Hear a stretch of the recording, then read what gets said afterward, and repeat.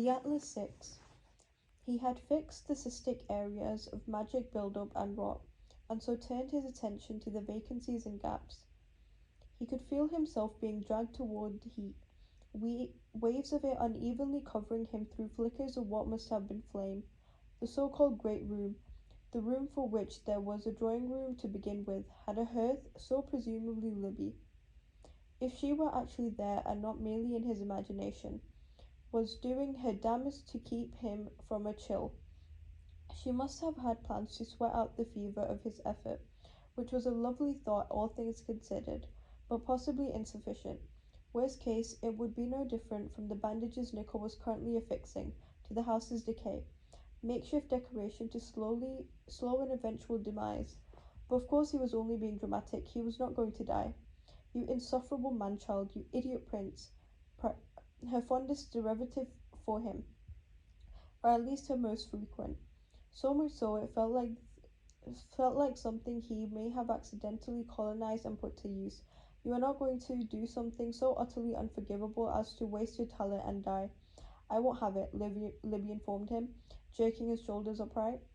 He would have mumbled, I know that, Rose, shut up, had he not been busy focusing on the task of not dying, and more specifically on aiming what was currently oozing out of him, which was probably something he needed to survive. You deplorable little Philistine, Libby said. What on earth were you thinking? No, don't answer that, she grumbled, shoving him none too gently, so that his back rested against something hard, like the leg of a Victorian chair. Just tell me what you're doing so I can help you. Even though I ought to defenestrate you from that window instead, she muttered in an afterthought, ostensibly to herself. Nico grunted something in response, because what remained to be done would be exceedingly draining and, at the moment, impossible to explain in words. Nearly everything that could be sealed or reinforced had been sealed and reinforced, and all that remained were the areas of decomposition, spoiled and thin and requiring less a bandage than an amputation. Reconstruction from the inside out. Reversing damage, asking chaos to be structure, was enough to sap him completely, wringing out what little remained. He could feel in the convulsions of his intestines the way magic was now being taken from his kidneys, his heart, his lungs. You can't just give yourself away like that, Libby scolded. Ever the admonishing school mom. But then, she had taken his hand gruffly and laced it with hers. Just show me. Most likely the moment she touched him, she could already feel the direction his power had taken. They'd had a knack for it, from the beginning, a way of becoming the other's beginning and end. They typically declined to do so, of course because it was invasive, because him using her or her using him was like temporarily trading limbs, swapping joints. For the rest of the day he would feel like he was lifting Libby's hand instead of her own, or bending Libby's knee to take a step, and he knew she felt the same way. He would look up to catch her eye, and she would grimace, like he had taken something from her, and yes, whatever she'd taken from him was equal, in value, as what she had before, and it wasn't as if either of them had done it on purpose, but still she was missing something that he now possessed, and vice versa. They struggled to properly disentwine, or worse, they each became strange, molded copies of the other. It was only when they had started using their magic to replicate the effects of space that the sense of borrowed power and stolen limbs had stopped feeling like a gruesome, half-hearted sex act and more like true synchronicity. There was a harmony to it when they were reaching together, like the gratified spreading of a broader pair of wings. Difficult to explain what the difference was, except for the sensation of having finally uncovered a proper use, an ideal purpose. They were finally inhumanly powerful, yes, but they had been without aim, without direction, so that alone the use of their abilities felt retroactively clumsier, less refined. Combined, it was purified and focused, untarnished and distilled. Nickel took a breath without strain for the first time in several minutes, and registered with both relief that the joining of Libby's power with his own had done more than simply alleviate his task. It left him in a cleaner, more precise stream. less the leak that Tristan might have called it, and that Nico would not have called it before if not for realizing how unleak-like it now seemed to be, and more sleek, contoured, and smooth. Within minutes, the pipes had been fixed. Seconds later, the wards pulsed without disruption. Nico spent what power remained on a thorough sweep of their spherical perimeter, which left him in an unsteady rush, no faults this time, no little skips of error, no flaws to snag on the wave of his surveillance. Libby reached him and shifted, dragging slightly as she moved. Why? She said after a moment.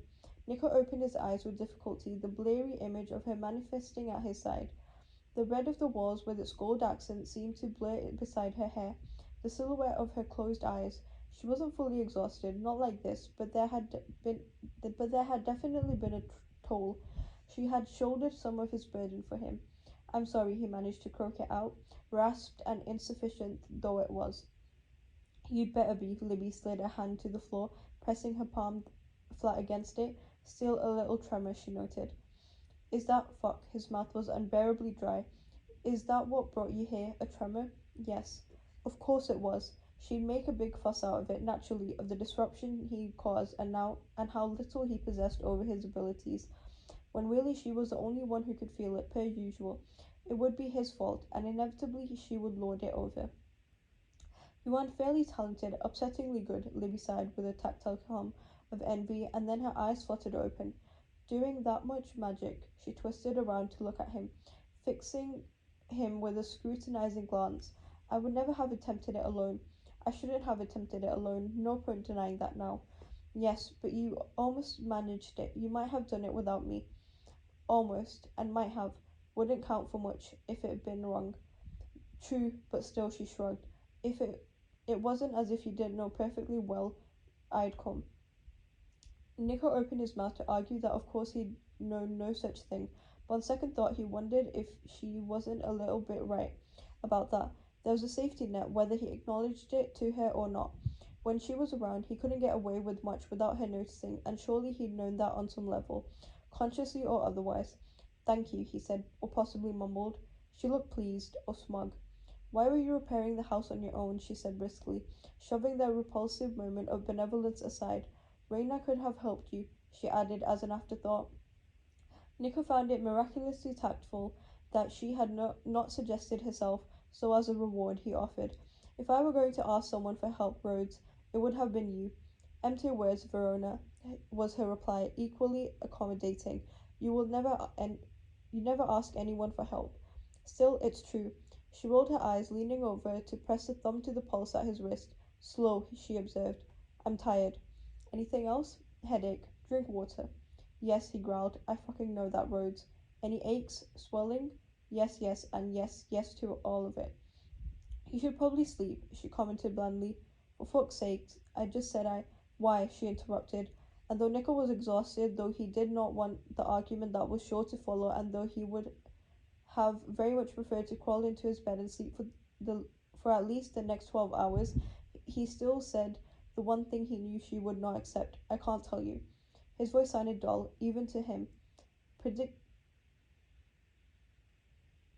Predictably, Libby said nothing. He could feel the swell of her tension beside him, anxiety curling defensively around her, like Reina's arms had wrapped around the book.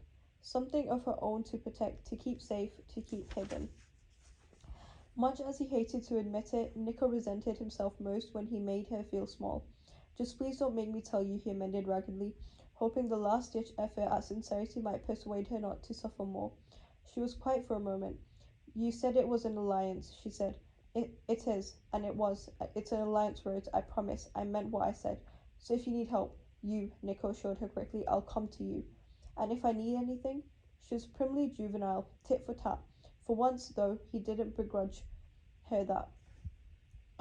Me, he confirmed, relieved to be able to offer something. I've got you, Rhodes. From here on, I swear.